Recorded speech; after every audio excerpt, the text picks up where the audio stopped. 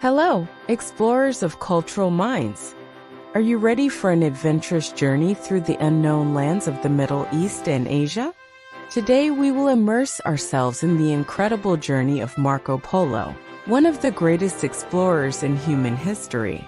The first Westerner to provide detailed descriptions of the customs and traditions of ancient China, Marco Polo was born on September 15, 1254, in Venice, to a family of wealthy merchants originally from Dalmatia.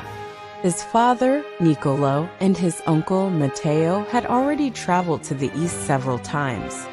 With the experience gained from these journeys, they received the commission from Pope Gregory X to serve as ambassadors to the Chinese court. In 1271, as they set off for China, the two men decided to bring 17-year-old Marco with them.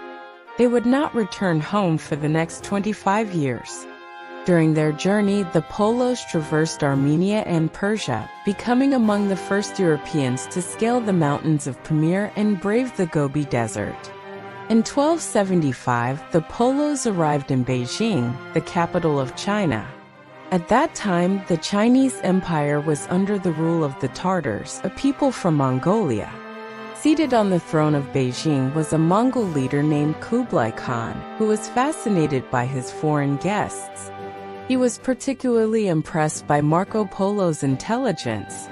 The young Venetian quickly learned the language, rituals, and customs of the empire, so much so that he soon found himself perfectly integrated into the Chinese court. Kublai Khan admired him to the extent that he appointed Marco Polo as the governor of the city of Yangzhou in eastern China and entrusted him with the diplomatic mission in the southern part of the empire. Marco Polo remained in China for 17 years.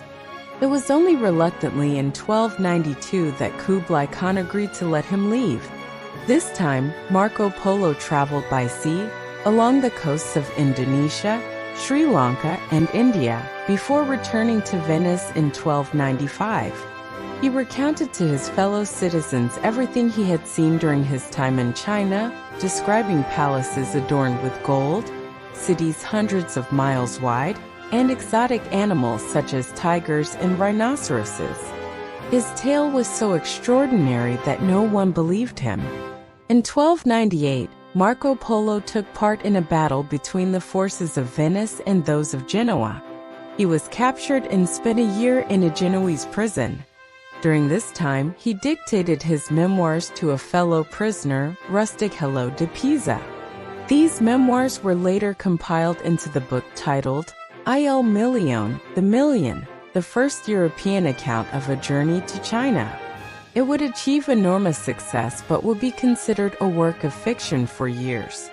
In 1299, after the war with Genoa ended, Marco Polo was released and returned to Venice, where he married and had 3 children. Paradoxically, after a life of travels and adventures, he died in his bed at almost 70 years old. It was January 1324. It would take a long time for Il Milione to be recognized as a reliable historical document. Its reading would inspire, almost 200 years later, the exploits of another great traveler, Christopher Columbus.